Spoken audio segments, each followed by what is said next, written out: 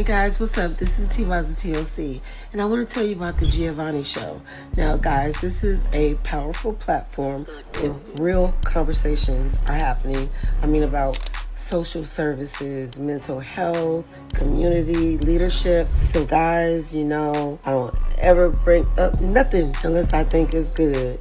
And you know what? This is so needed. So y'all really need to check out the Giovanne Show. Okay? God bless. You heard it here first. T-Boz says it best. The Giovanne Show. It's a marathon. So let's get it.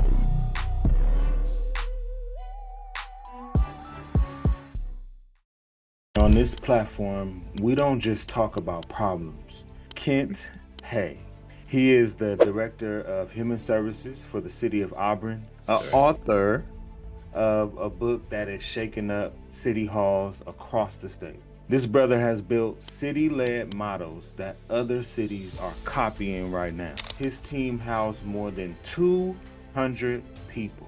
New Year's Eve, someone shot me. I thought to myself, I don't want to help people anymore, right? Once I recovered, something was like, I could do better, right? I could do more.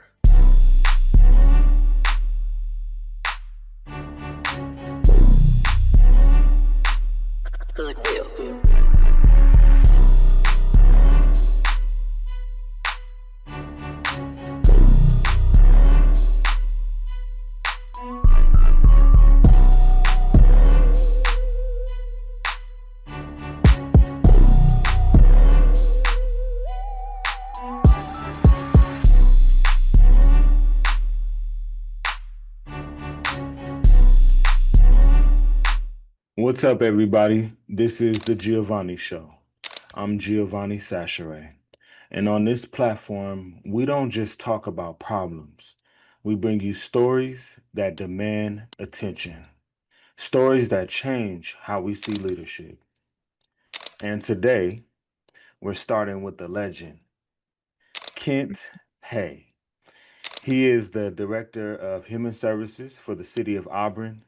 He's the founder of Elite Outreach, and he's an author, I want to say that again, author of a book that is shaking up city halls across the state. It's called Managing Homelessness, a ground level approach to lasting solutions. This brother has built city-led models that other cities are copying right now.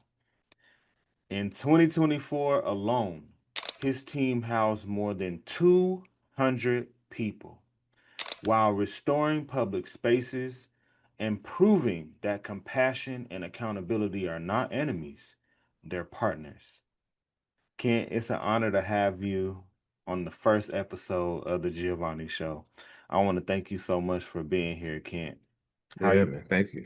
Thank you for having me. I really appreciate it. Sorry to cut you off, but a little excited now when you're talking about all the things, and I'm definitely humbled by that. And so I appreciate the invite, man, and being on the first one. Yes, I appreciate you being here. Kent, let's start right here.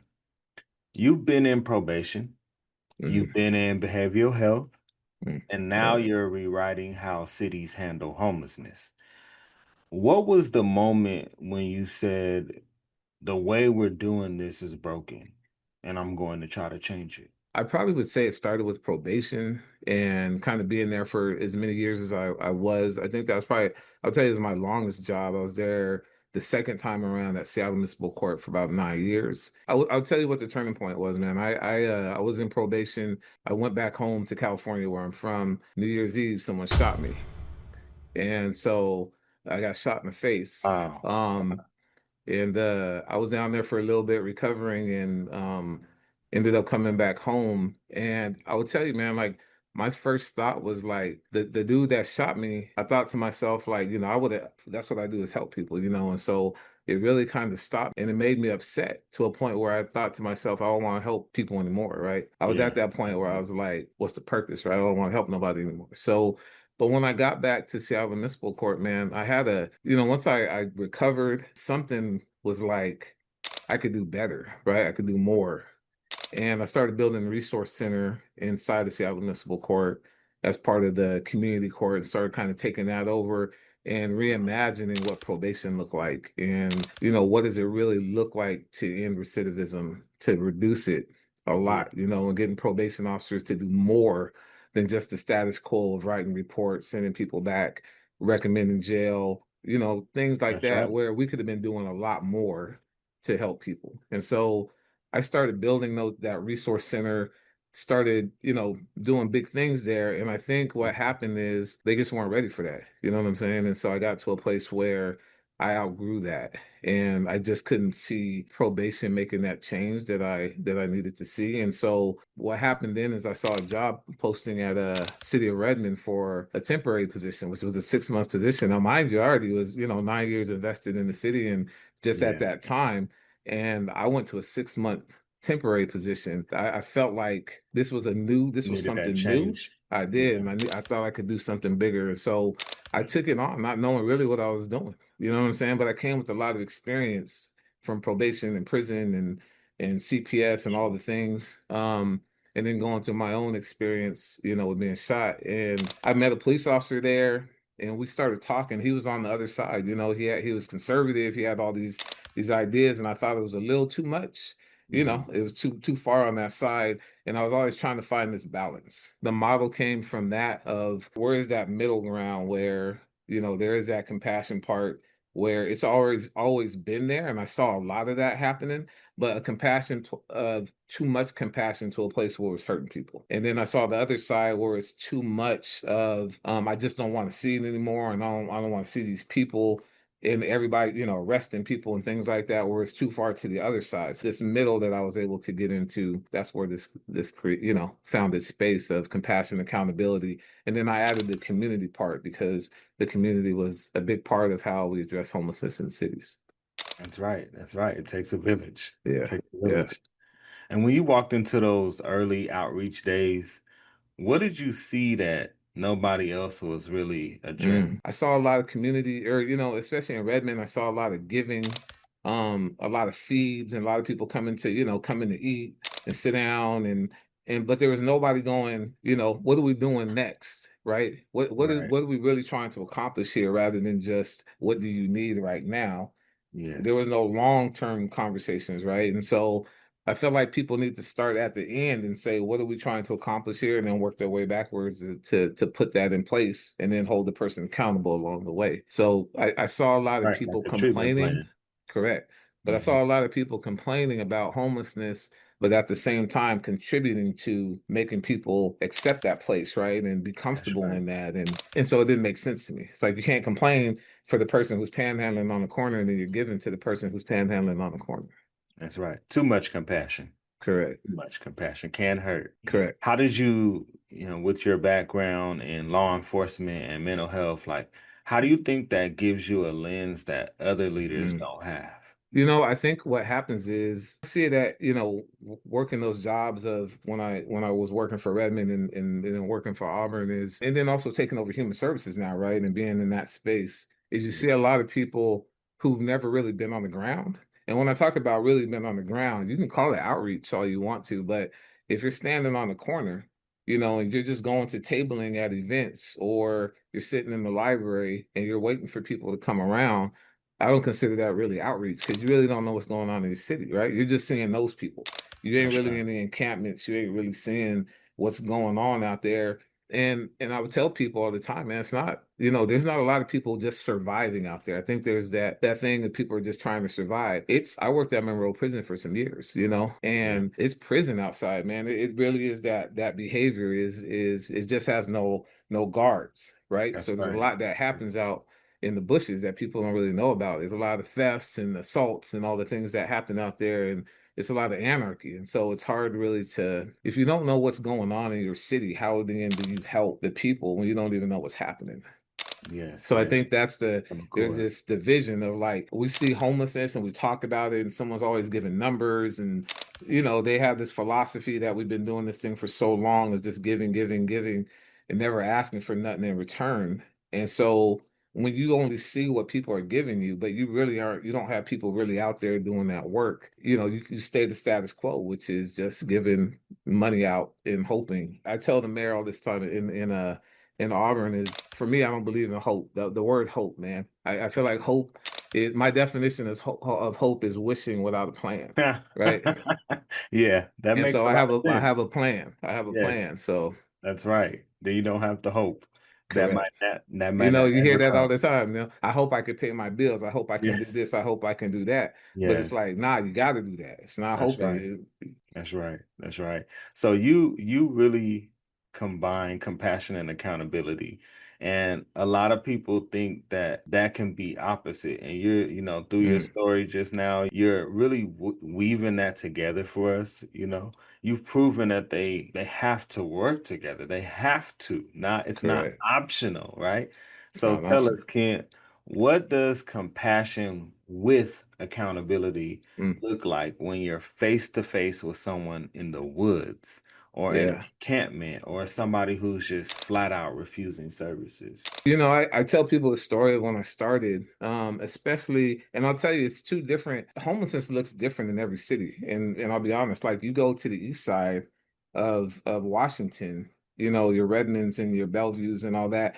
You have a different folks are different over there who are experiencing homelessness. You come to South King County, where again it's less money and less services, and it's just a lot more things going on out here. It looks different. You're dealing with a different group of people. And so, you know, when I got to Auburn, the first thing I did was find where the worst place was in Auburn, which was at one of our parks. And, you know, I just went in there and said, you know, I took my backpack and my MiFi hotspot and my computer, and I walked in there, and the first thing people would say is, "What do you have to give me?" Right? What do you bring? And I Yeah, said, I don't bring anything. I bring help. Right? I don't have snack right. packs, and you're very capable of getting that stuff. Right? My job is to come out here and help.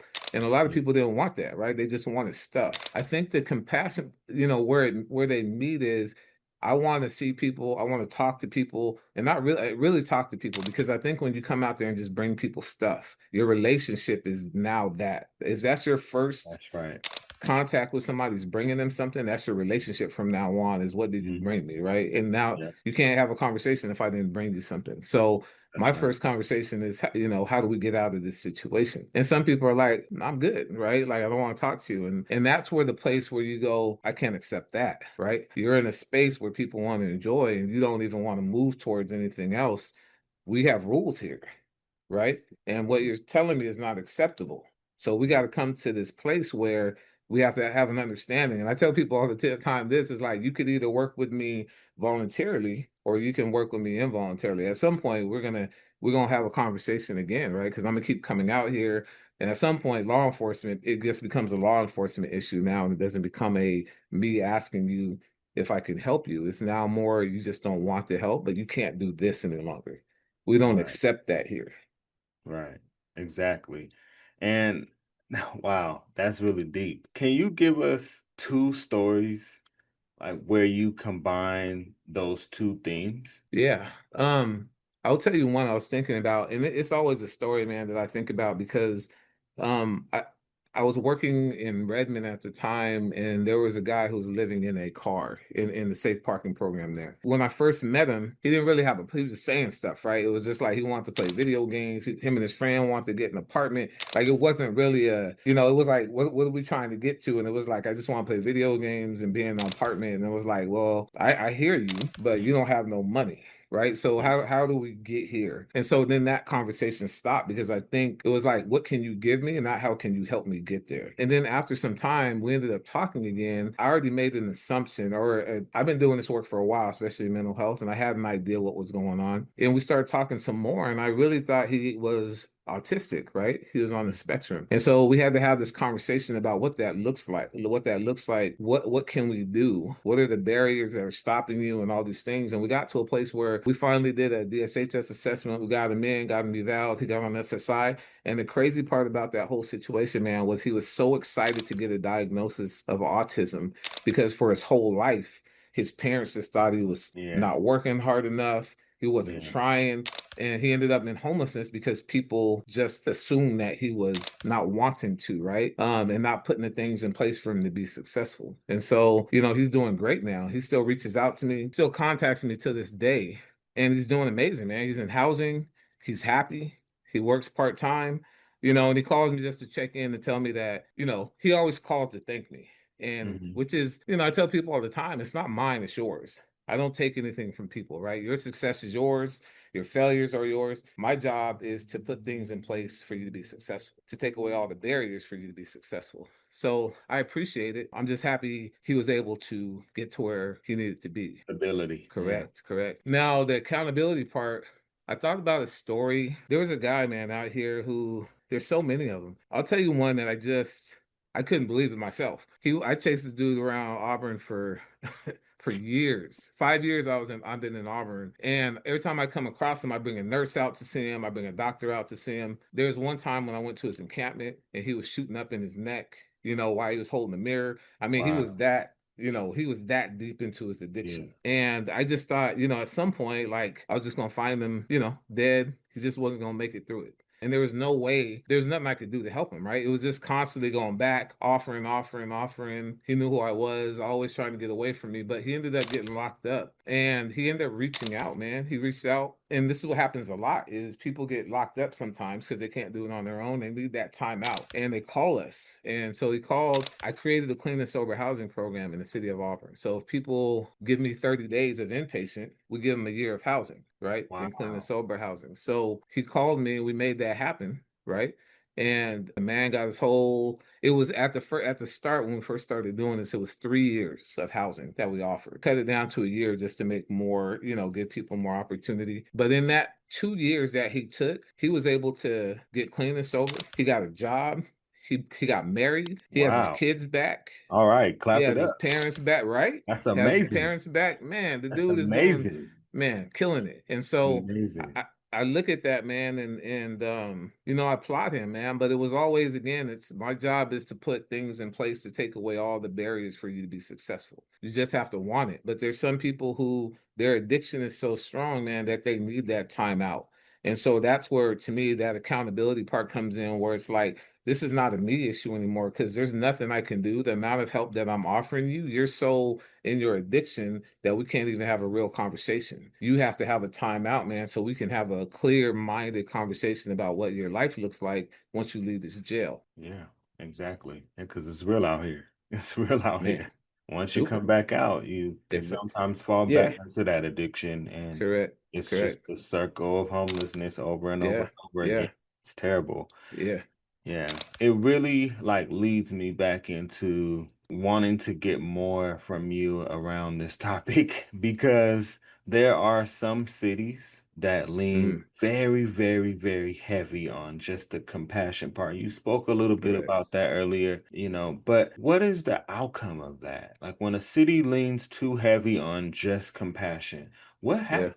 I think you see a lot of people dying. I think that's what happens, right? I Yeah, think I tell people, and I know people sometimes laugh, but I tell you, you're killing people with compassion. Literally, you're killing people with yeah, compassion, right? You're hugging people to death. When I came to Auburn, man, it was in Redmond, like I said, it was different. I didn't have to deal with people, people had a hard time out there. I was dealing with a lot of folks, but man, when I came out here, I was dealing with bodies now, right? I was yeah, finding bodies. I was dealing yeah. with bodies. I'm still dealing with bodies and overdoses and all the Wow. things, but I deal with it less now because of the accountability part that we put into Auburn. But in other cities, I know that you're still seeing a lot of those overdoses, and a lot of people think Narcan is the answer. Where I feel like there's Narcan, and there's more Other than just options. that, right? Yes. Um, Yes. and so I think with too much compassion, and that's what I see with a lot of citizens, right? Is like they want to help and they think help is giving and they contribute to the problem, right? Because again, Wow. if I go out into the field and I offer help, this is why I used to tell people, man, if I go to someone who's panhandling Hmm. and I offer them assistance. And it's not right now because that housing is difficult. There's Yes, work that has to it be takes some done. time. We gotta Yeah. work on these things, right?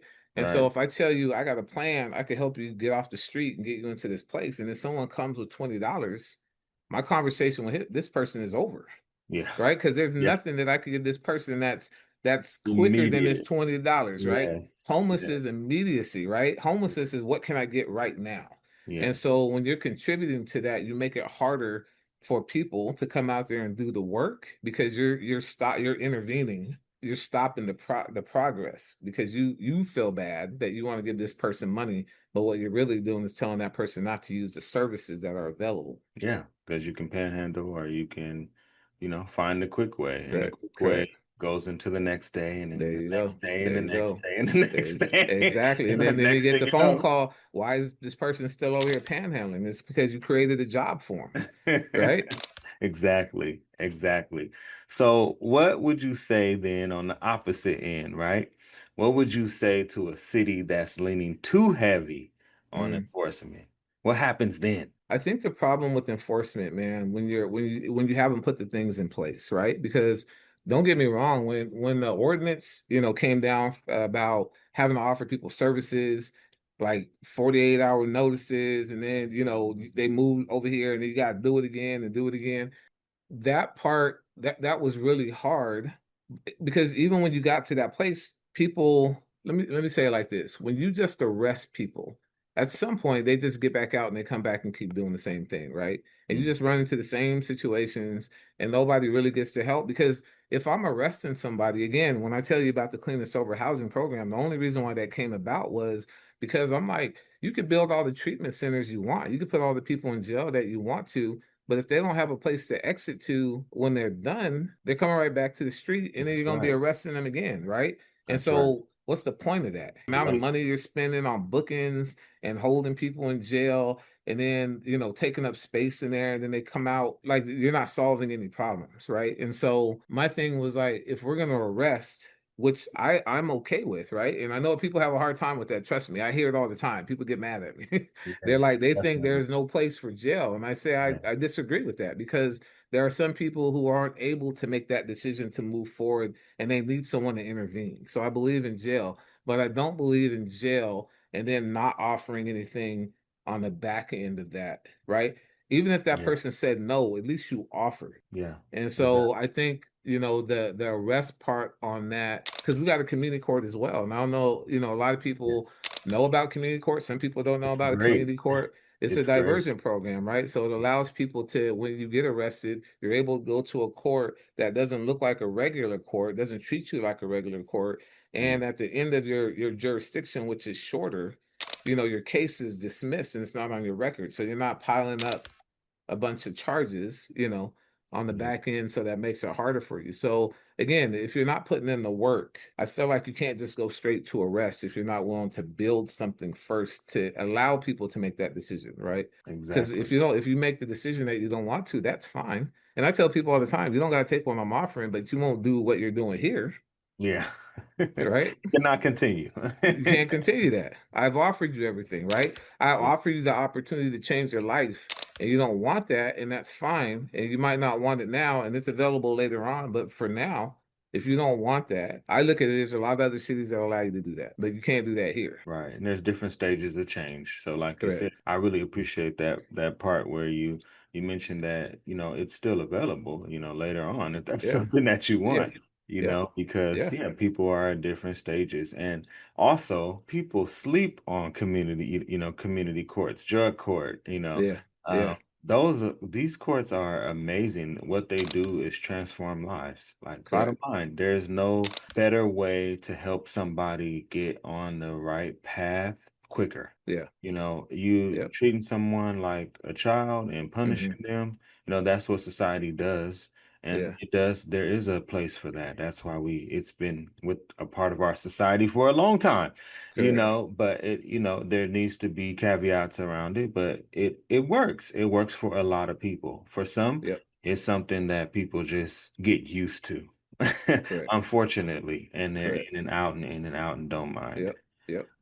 But let's lead into results and outcomes. Kent, you don't just talk values. You deliver results. That's what we're talking about. That's what we've been talking about. And last year, I'm gonna say it again. You housed 205 people. Is that the right number? Or is it more than that?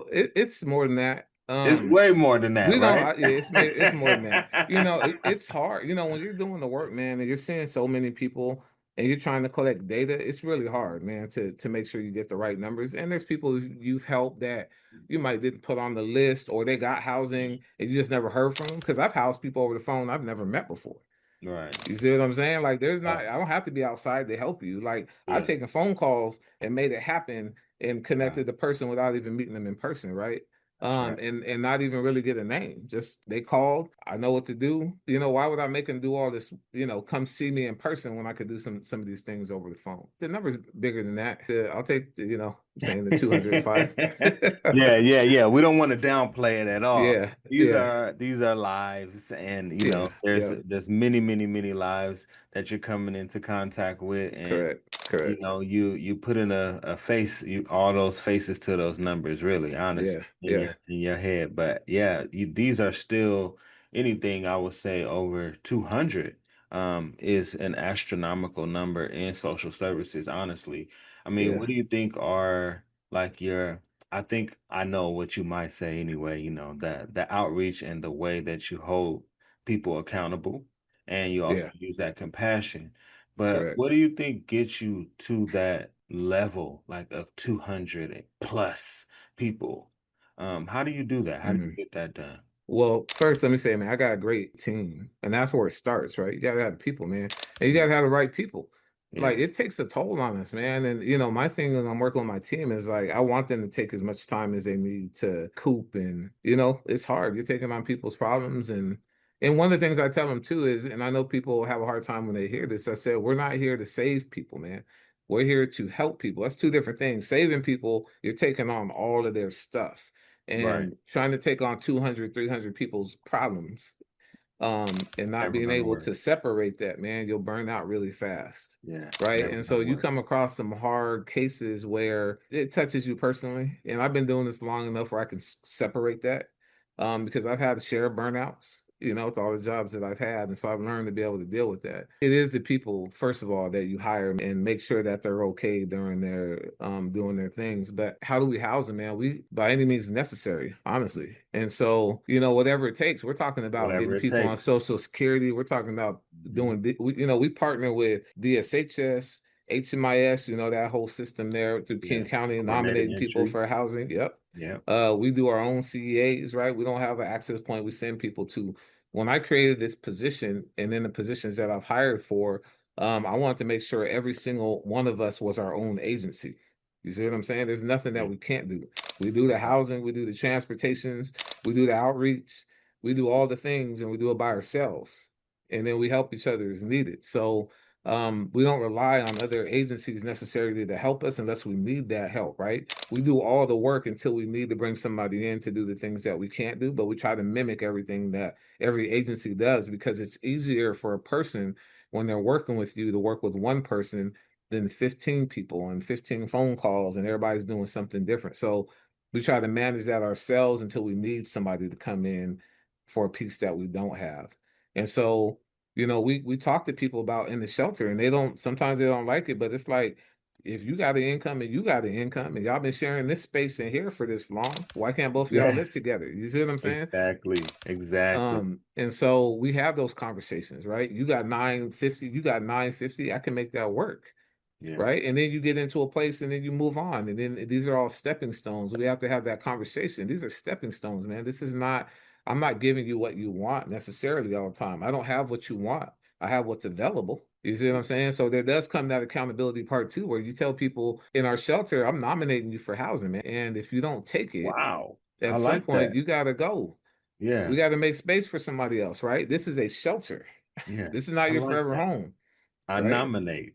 I like that. That Right? is smooth. That Yeah. is smooth. I'm gonna have to use that. I'm sorry. I'm Yeah. stealing that from Kent Hay. Okay. Like Yeah. straight up. That is Yeah. dope. Yes, like I'm nominating you. That gives them the power to make Correct. that choice. If Exactly. you're not gonna make the choice, I cannot make the choice for you. You Yeah. retain that option. Yep. Right. And so Exactly. that's what we do is we provide opportunity, right? Hmm. That's all we can do is provide opportunity. But if you don't want it, this is what's available. I can't give you what you want. And Right. so and that's what I think in homelessness is missing a lot too, is we keep bypassing that place where, we all had to do things we didn't want to do to get to where we want to be at. And for some reason we're taking that away from these folks who are out here is we're saying, let's skip all the way to what you want. And then when they get there, they're not capable of handling that. and then they end up back in homelessness. That's right. That's right. Well, let's talk about your book, Yeah, Managing yeah. Homelessness. It's a playbook for leaders. I'm so happy for you. Like I'm Thank you. standing really Yeah, standing behind you on, being an author and putting this into a book. It's just like so many people need to pick this up. And so I want to give you a scenario around it because I all need right. people to know like what they're picking up, okay? Okay, okay. If a mayor picked up the phone and Mm, said, Kent, we need help, mayor yeah, of maybe one of those cities, maybe Olympia, okay. they need help. So Okay. where do we start? And what are the 3 steps that you tell them to take immediately? I think first, man, is really having a serious conversation. When I was working for Redmond and I took that 6-month position, they had already, that was the police department and the planning department working together to make that happen, right? Mm. And so Okay. police were already on board. You already had the planning department on board. You had the mayor on board. So everybody was on board, right? It still was hard to get to where we needed to be at, but the foundation kind of was already laid. Even though they didn't know what they wanted, they were saying this is what direction we're going into. When I came to Auburn, it was more of nobody kind of knew I was coming. And then I was there. And then I had to do a lot of work to try to change people's minds and let them know that I'm here to help, not to just come in and impede and do all these things to you. I'm trying to help us do this for the city, right? So it took a lot more work. Wow. So I would say if a city wanted to do something like this, I think you got to get the buy-in first. I think it starts with the mayor, right? And giving direction on what they want their city to look like and what this looks like and what they want departments to do, right? And having that conversation about what this looks like for the departments and what they want to see from the department. So I think there has to be that foundation that's laid first of this is direction that we want to go. This is what we want to do. This is why we're doing this, right? So everybody's on the same page. Then you got to hire the right people, right? That's the huge part is you can't just put anybody in there and not know what you want them to do. That's right. Because they'll do whatever, right? If you don't know That's what right. you're doing, you're just gonna do whatever you're gonna do. Make And it then I through the think day. that correct, correct. And then I think the third part, and I know a lot of people aren't gonna like this one, man. I know they aren't. And I get like I've gotten this flack, man, for years because Yeah. I hear it. Yeah. But you got to look at the funding that you're putting into this. Are you putting it in the right places? Or are you just peanut butter spreading all your human services money to just organizations who ain't doing the work just to keep them in business, right? And then you don't get any buy-in because you got to remember, and I've said this a lot, is it's not shaming anybody. I did nonprofit work, right? But nonprofits are beholden to the people they're working with and their funders. They're Hmm. not responsible to the whole city, right? So when they're doing the work, they're not thinking about the city. They're thinking about, I got to meet these numbers to get this money, and I got to check these boxes, right? Where working as a city employee, you're responsible to the whole city. I'm responsible to the mayor, the businesses, the citizens, right? The That's parks right. department, all Yeah. everybody. Yeah. And so my thing is like you can do something different with some of that funding instead of peanut butter spreading all this money and then expecting all these nonprofits to really do this work when they're not invested in it. Like they have their own mission statements. You got 50 agencies with 50 different mission statements, but there ain't no direction of what the Yeah. city wants the city to look like. Yeah. Exactly. And what do you think are so then would you say then that's like one of the biggest traps then for a city? Like they don't really have like they everything's all peanut butter spread and like would you say that that's the biggest trap? Is that like or is there more to it? Like I think there's a couple of things, man. I think if we're talking about that, I think I will tell you this. I think human services is not held accountable as much as all the other departments. wow. I'll tell you, if public works and someone had a water issue and you wasn't fixing that water issue, you're gonna be fired. You know what I'm saying? Like you're That's accountable. deep. Like you're not holding That on is to your deep. department. You're not doing your job. And Yeah. if parks is falling apart and people are acting up in parks, people are gonna be looking at you to Yeah. go, why is your parks falling apart, right? But Yeah. human services, don't nobody ever say, why is there more homelessness in this city? We're giving much more money every year, and then it's getting worse. There's no accountability there, right? Because we start throwing out words that it's too complicated and people are competent. Nah, man, like you're accountable. This is your department. Why don't you know who's out here? Why don't you know if you haven't been in the field to even know who you serving, but you paying all these nonprofits to do something, Something, yeah. And we don't right? know exactly And we what don't that know something exactly what is. it is. Exactly. Wow. So I think, if you got $1 million and you're spending, $1 million on outreach, you know what outreach means Yeah. and what that looks like, right? But you Yeah. still got a whole bunch of people on the ground and you're just like, well, we need more money. Because usually that's the answer, right? Well, we just don't have enough money. We need more money. And so we just keep throwing more money into it and it keeps getting worse. But nobody's really asking the real question is like, do you even know who you helping? And do you know why they're not taking the help? Yes, and so basically, really, they need to hire you. That's really what I don't know, man. I you really save a want to lot of help. money, I do this work. They would save a lot of. They would save a lot. I'll tell you this. Let me tell you this, and I'll just go back to Auburn because I do want to keep it separate. I got the business, but Auburn is where I'm working right now. But even in human services, when I took that position over, we had a budget of $680,000 for human service contracts. Right. We ended up cutting that in half. And we only funded half the organizations that we were funding before. We had like 40 something agencies, and we cut that into 22. And we got a lot of angry people. And you got to ask yourself, why are you mad, right? This is city money. The Yeah, city is saying, and city council is saying, we want people to be held more accountable. We yeah, want to see results. My job is not to keep you in business, right? My job is not to make sure your business stays in business if you're not doing your job, right? right. So when I have these conversations with people as a human services and an outreach person really going out here, my real conversations are, I've been in the field for 5 years here. I've never seen you out here. I've never seen you in our shelter. I've never seen you at the library. Like, I've never Yeah, seen you. Where are you getting these numbers from? yes, You feel me? And if you yeah, can't answer this question, what are we paying you for? right.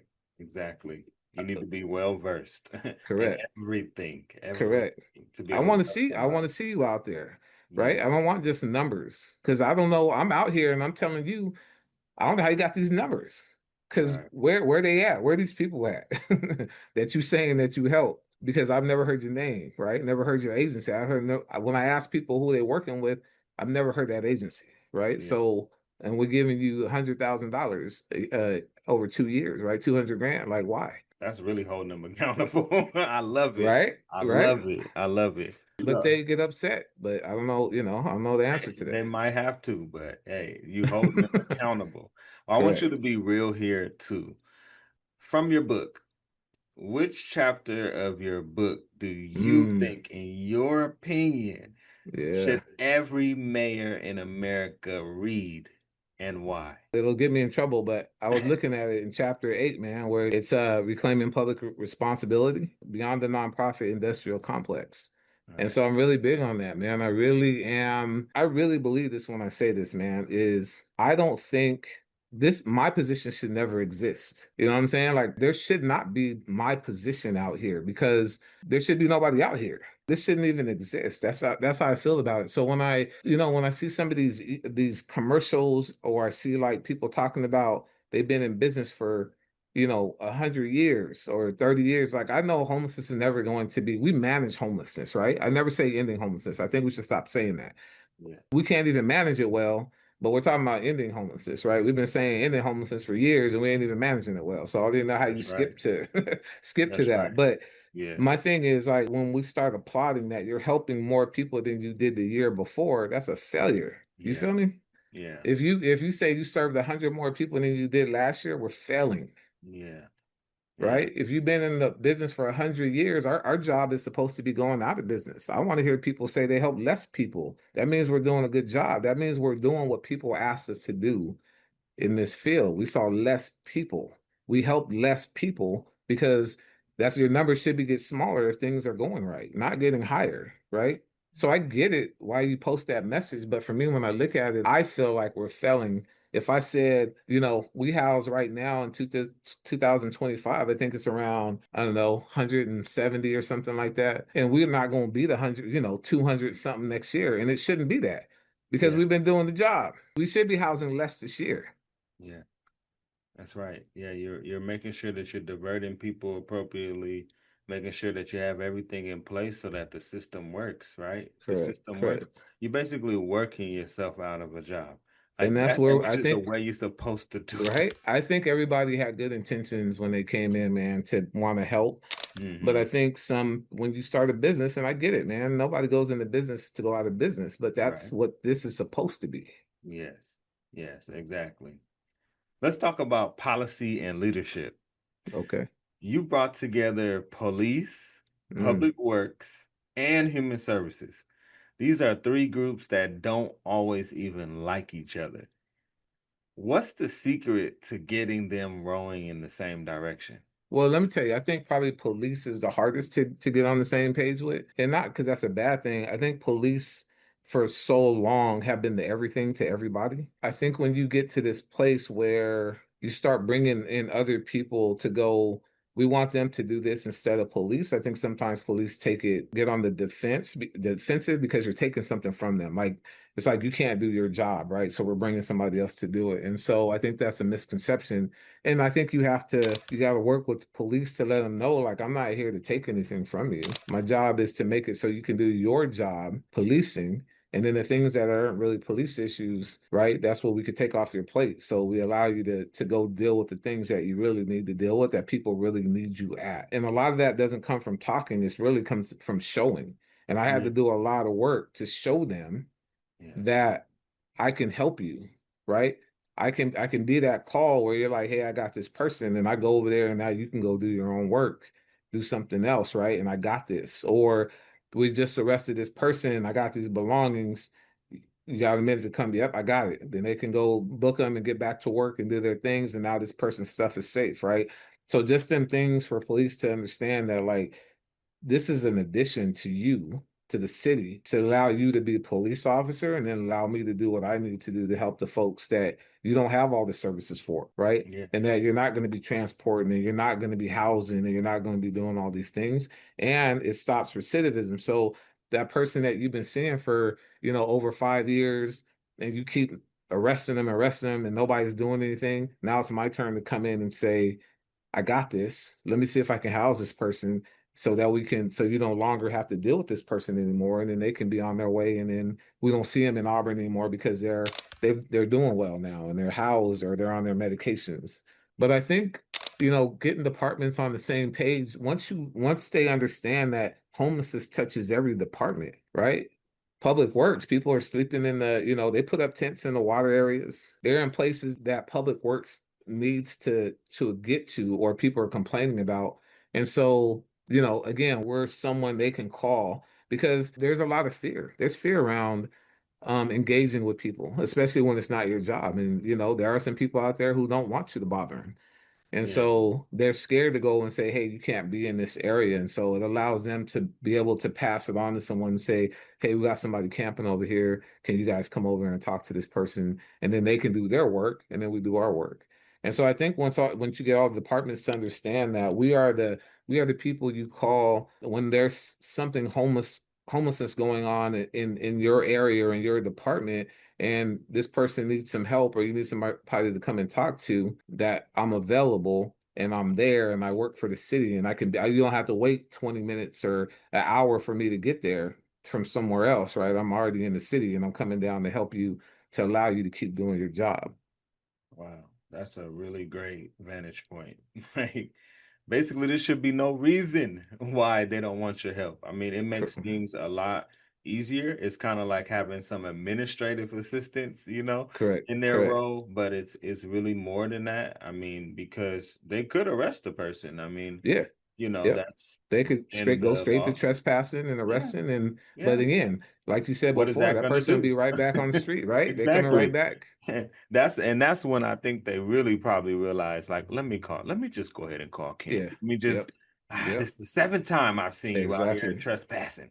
There you But go. yeah, exactly. So I'm wondering, I'm curious, have you heard about the big beautiful bill, right? That was I've heard signed about it. into law. Okay, Yeah. all right. What are your thoughts? How do you think that fits along with like your message in your book, and what are your thoughts on the big beautiful bill? I will tell you this, man. I think that bill is going to hurt a lot of people. And I'll tell you why. Is because what happens is we have a lot of seniors that are homeless in Auburn, right?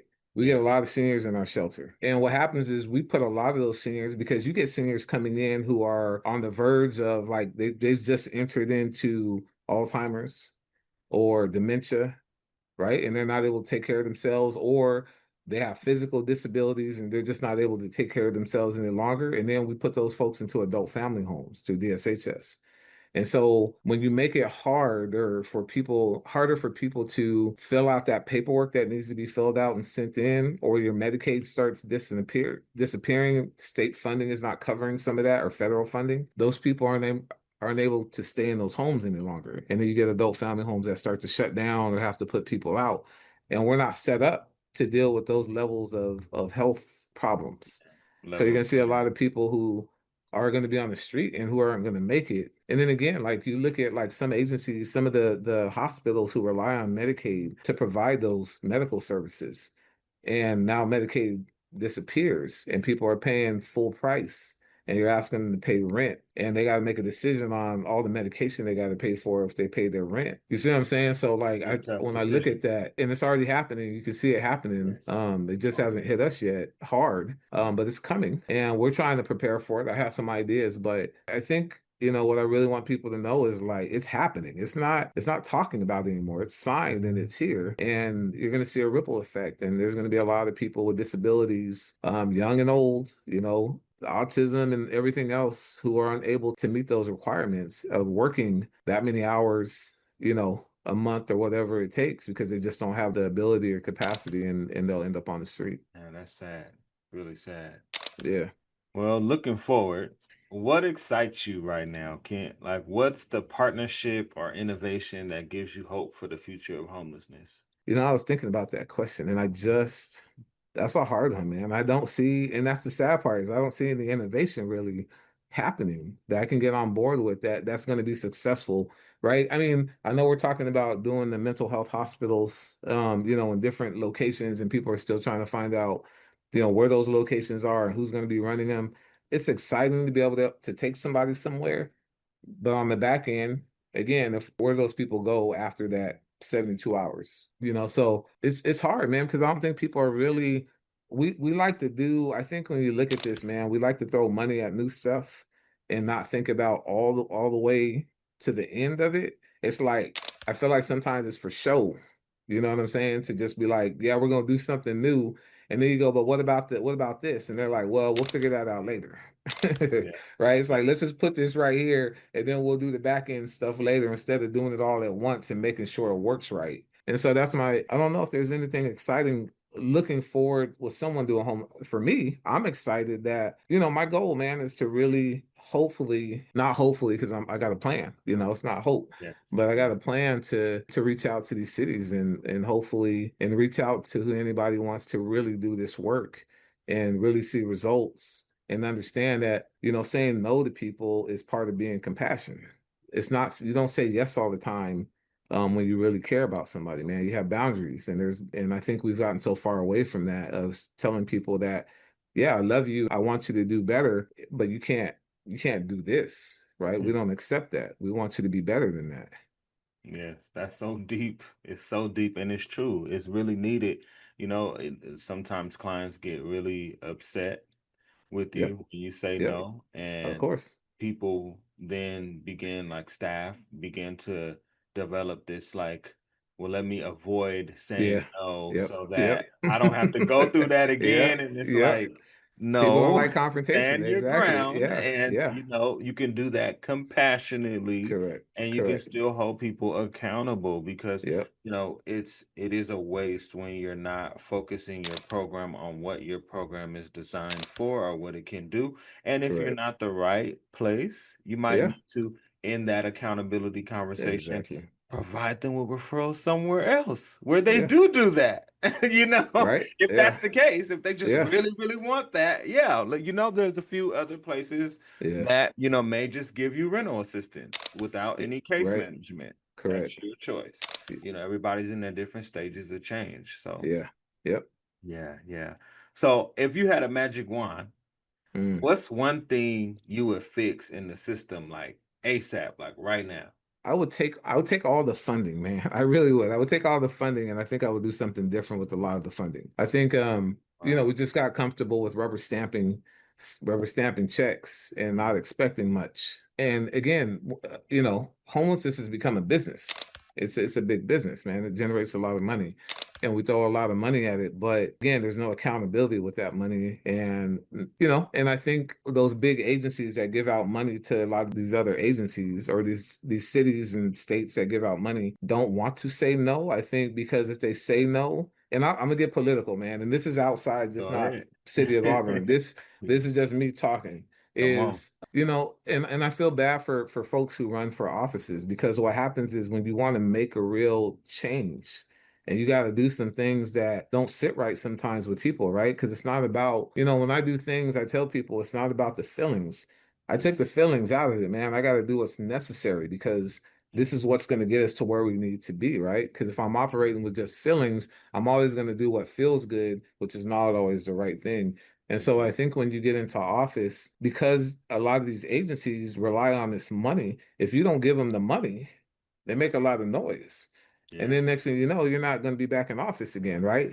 So you start doing things to stay in office that you really didn't want to do because you want to stay there, right? And so I think it's become a big business. It's hard to break big business. And when you try to, people make a lot of noise, and then they put somebody else in there who will do the things they want them to do. I really don't know how you change it unless someone is just, running on a one term and just going to do the things that need to happen, right? Yeah. But if I had a magic wand, I don't know, I would be in control of the funding, and there'd probably be a lot of agencies that wouldn't be They'll be mad at they'd be really mad at me. They'll be And I calling. They'll hey, be and I calling. and I accept all of that, man. I tell people all the time, I take all of that. I take every bit of that, all that noise. Right. I take all of it, because my goal here, man, it really is 100% is to do what's necessary. And the feelings, man, it's not about the feelings. It's Yeah. gotta take the feelings out of it. I got, what's necessary to help you doesn't always feel good. That's true. And it's also like when you say like a little delicate, kind of a delicate balance too, Yeah, because yeah. I say that sometimes. I think I got that from you. I've been following your career, but I tell that to staff and I say, but you gotta mix it up because Yeah. they'll take it one way. They'll say, okay, well, I'm Mhm. not having no feelings. No, you gotta Yeah, have yeah, some. yeah. Nah, You this, gotta yeah, yeah. you gotta have some feelings. Yeah. Don't be I like that you mean. said that. I like that you said that, because I want to make sure people. I get that too, because people are like, man, this dude, and it's not that I don't care. We're talking about two. I care. Yes. I care, right? Right. But if I'm operating on feelings, then I'll start doing things again. That's where people come. I think you got a lot of the community who operate from feelings, right? They see somebody out there. And what's crazy is working in the field and being around people. I know all the stories. I know these people out here, man. I be with them. You know what I'm saying? And so Right. when they're holding that sign, I've already offered them housing and they turned it down. But then when people come out, all they see is nobody's helping this person, right? And Right. then they want to Right. give stuff because the feelings get in the way, but I'm like, your feelings are stopping this person from really getting the help, because all you did was just postpone. Because once they get desperate enough, and I don't want people to have to get desperate, but if I'm offering you all the avenues to get out of this situation and you don't want it, at some point, if I'm giving you all the stuff, you're never going to take it. Yeah. And I tell people, I didn't come here to watch you die. That I'm not here to watch you die, right? Whatever it takes to save you. And if that means you going to jail so we can have a real conversation, I'm all about that. Yeah. But I can't have a conversation if I find you in the bushes dead tomorrow, right? And it's not about just let me give you this Narcan so you can keep using. It's like, I need you to be here with me so we can have a conversation. Yeah. Not, I want you to keep using, and we'll never have a real conversation because you're dying and coming back and dying and coming back and dying and coming back. You see what I'm saying? Yeah. And a lot of times people, when they do finally get to that point, that usually is the breaking point. Like when somebody is there on the other side that has some solution or information, right? Yeah. So you're using We stop you, maybe you go to jail, your case manager's following along, they're there, they're at the, location, they're ready to bind together with the city and all the other resources that are available, coordinated entry to get you Yeah, to treatment, long-term treatment. You're on probation. We're working with probation as well. We're yeah, making sure yeah, it's a full exactly, circle around you. The people are like, sometimes people say, if I, had just come out to nothing, I know I would have just went back to my old days. exactly, I would have just 100%. went back to my old vices, and it really does make a difference, and people do need to understand that. Yeah, All right, Kent. Well, I'm going to hit you with these quick ones, some quick ones. all So right, I'm gonna just throw out these last couple questions, and I want you to give me a short answer or okay. a quick answer. What's the biggest misconception about homelessness you want to kill today? I would tell you that homelessness, and I know again, I'm gonna say some things that are gonna rub people the wrong way. Homelessness is not always people who are in survival mode and just trying to make it out. Like, we need to stop saying that. There are people out here who some really want to be out here. You know what I'm saying? Like, they've been out here so long, they just can't see themselves going back in, and they want to be out here because there's a lot of freedom out here. And Yeah, yes, it's hard because it gets cold and all the things, but there's going back inside with rules. People don't want the rules. So I think there's this misconception that everybody wants housing. That's not yeah, true, yeah, right? People yeah, turn down housing all the time, and people, when yeah, I tell people that, they're baffled by it. yeah, yeah, yeah. What's one metric that proves success, and one story that shows it? Housing people and keeping them housed, right? Because we just don't stop once we house people. That's They right. can call a year later, and we're trying to make sure they don't come back out to homelessness. I guess just the new one I just got. I'm about to house somebody on Monday. His birthday passed. This dude's been out here, overdosed. I don't know how many times, man, and just was tired of doing this and turned 55. And Wow, he just got nominated and picked up, and he's excited, man. He wants to be done with this, and it's great. I'm that's glad great. we can help him. That's great. Your message to leaders. I want to hear your message to leaders who say homelessness is too big, Yeah. too expensive, too True. hard to solve. Yeah, I would tell those leaders, man, honestly, to go out to the street, man. I think there's not enough people. I'll give a shout out to Mayor Backus in Auburn, really, man. She came out to the field a couple times, and she'd been in them bushes, way back in them bushes. And so Mhm. I think for any leader, like, go see what's really going on, not just walk around and talk to a couple of people and go have lunch with them. Like, you need to be out there. I'm talking about take a month hiatus, right? And just do the outreach and see Yeah, for yourself and go sit in them bushes, man, and talk to them people and see what's really happening. And then you'll be able to hold your human services department accountable, right? yeah, Because now you know what's really going on. And now you can say, why are we spending this much money on this department and this department and or not this department, but this agency and this agency. So I think sometimes I used to work at Monroe Prison. I'll just give you an example. I used to work at Monroe Prison as a mental health counselor. And when I hear people talk about cutting positions at the prison, I'm like, that person who's making that decision to cut some officers should come out here and work in prison and see how hard it is and why you need more employees and you're cutting staff because you don't even understand that you need more people in here because you got so many inmates in here that like it's off. And so when people make decisions that affect your work without knowing, I have a hard time with that. yeah, That's why I stay in the field, yeah, right? I stay in the field, so I'm with my team. So I know yeah, what's happening out here. So if they tell me something, we're on the same page. I'm not just doing things to them. yeah. It's the truth. When you said that story, I thought about I worked in Buckley at Rainier School, Mm, and I love to get that overtime. But doing overtime meant that I had to go to different pats in different areas that weren't my area. yeah, So it yeah, could be rougher. There were people just yeah, got out of yeah, prison. There was yeah, all kinds of stuff going on there, breaking windows and beating yeah, people down and sending yeah. them to the hospital. And so but I still wanted my overtime. So, Right. I was pretty confident about it. I Yeah, really felt like, hey, I've been doing this for a while. They're people at the end of the day. And that's also, it. I'm from the street. So Yeah, I know yeah, when to back up and get out. exactly. But that same mind frame, I got tired of it, honestly. Yeah, Not really tired of the work. I love the work. But working in a prison, working in those types of environments, you're watching your back 24, you Yeah. got to. Like if Yeah. you just take a break and just okay, I'm gonna just walk through this hallway right here with Yeah. Yeah. inmates and be cool and buddy. But like you said earlier about the compassion and accountability, Yeah. try that in a prison. Yeah, You know what I mean? exactly. Try not, you need to mix it Yeah. well, Yeah. right? To have Yeah. respect and not Correct. be an asshole because Exactly. there's a difference, Yeah. You can't just be an asshole Nah, around that's inmates and think you're gonna be exactly. safe. Exactly. So, Yeah. yeah, I we like need that you to said have that. So I tell people, man, working in prison was probably the best experience to learn how to talk to people yeah, because you ain't got no weapons. You just your mouth is your weapon. And so you can't just go in there and talk reckless. And so when I go out to these encampments, I don't talk reckless to people. I yeah, talk to people like they're people, right? Because some of these right. people came out of prison. Some of these people had that prison mentality. And so Exactly. you can't just talk crazy to everybody. Yeah. I would say never underestimate anybody. Never Exactly. underestimate anybody. If you learn that, then I think that's like one of the best things you need to know, like when you're dealing with people from touching the homelessness system, I would say, because you could be dealing with somebody who just needs rental assistance. They just came out of prison, 2 Yeah. years ago. You Yep. don't never know who you're talking to, and that's not the Exactly. point. But Yep. the point Yeah. is you should Yeah. be aware, right?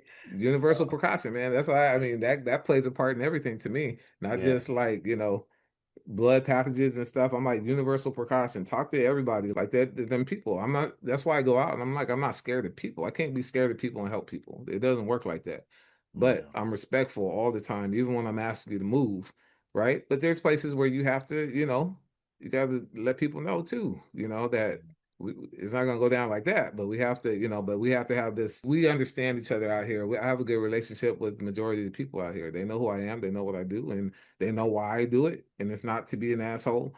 It's because you deserve more, and I want you to have more, right? But not like this. Exactly. Ken, I really appreciate you today. You didn't just give us policies, you gave us perspective and stories that hit the heart. Finally, I want y'all to go out and grab Kent's book, Managing Homelessness, and connect with him at eliteoutreachllc.com.